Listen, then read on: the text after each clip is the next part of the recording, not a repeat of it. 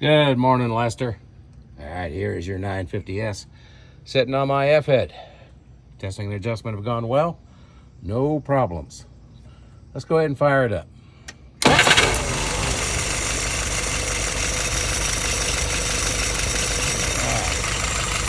Pull it through a couple times for you.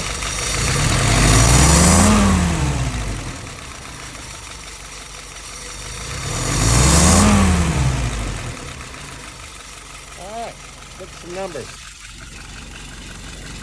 Currently idling at about 670. Adjust that if you want to. And there's dwell at 40. And I gotta get new points. Yeah. Fuel pressure, so 3.5.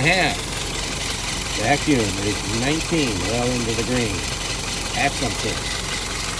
Alrighty. One more time.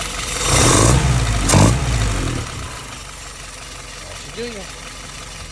Thanks.